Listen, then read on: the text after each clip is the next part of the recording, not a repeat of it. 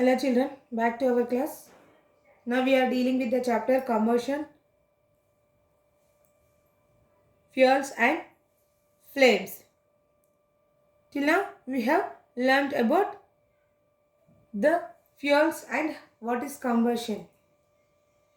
So today we are going to learn about the structure of flame. If you see, when you light a wax candle, it gives light. How many colors are there in that flame? Have you ever observed about this one? Here the candle is mainly a source of light, but heat is also released from the lightning candle. If you see, the candle is made up of wax in which a thick thread is inserted. When we lighten the candle, the wax in the candle melts by releasing a small amount of vapor into the atmosphere. That vapor combines with the oxygen in the air to form flame. So the heat of the flame melts more wax from the top of the candle. So the liquid wax move upwards through that wick, means through the thread. It also changes into vapor when it reaches the top of the wick and burn with the flame. Means how the candle will burn. The wick will absorb the wax and it will burn. The wax will burn, giving the vapor. Means when that vapor will combine with the oxygen, it gives the flame and also some amount of heat. If you observe the different zones of a candle, you can see this is the blue zone, dark, the outer, the last one is the blue zone, and next the dark zone. Here, this zone does not consisting of much heat. Here, near the wick also least, means here near the wick, less amount of heat is present when compared to middle zone.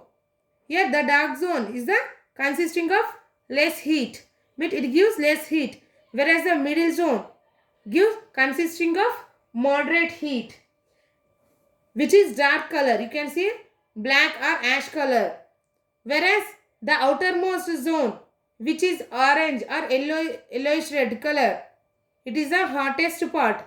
If you see, when you place your finger at the topmost part of the flame, you will feel hot. If you insert your fingers within that flame, that is into the dark zone, you cannot experience that heat when compared to the outermost zone. Okay, this is about the three zones. This is about the zones. That is the outer zone, middle zone, dark zone, and the blue zone. In these four zones, the heat is present. Here you can see the hottest part, moderate part, and the least part is present. Least amount of heat is present in the wick. To know this, we have to perform the activities. Let us see that.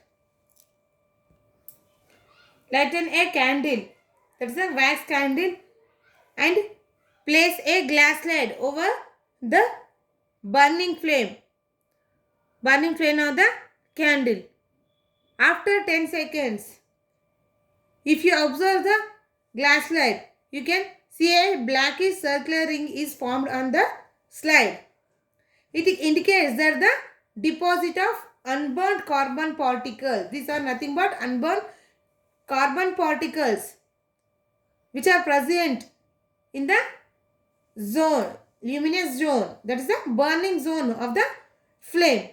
So the incomplete combustion takes place in the zone. In the upper part, there is a incomplete combustion takes place. So you can see the carbon particles. Again, if you take a copper wire just inside the flame for about half a minute, if you place, it is the above the flame. If you insert into the middle, means the middle zone of the flame, the copper wire just outside of the flame gets red color. Here the outside, here and here you can see the red color because it is the copper. It also absorbs heat easily. So it will, the color of the copper wire changes to red color. Whereas where there is burning, means more amount of temperature is there, it will turn to blue color and complete combustion takes place due to good supply of oxygen. Okay, here the red color, where the copper wire changes into red color, it indicates that the non-luminous zone of the flame and has high temperature here. Whereas inside you can see the blue color where complete combustion takes place due to the good supply of oxygen. This is about the flames. By this we have completed our chapter. See you children in the another class with another topic.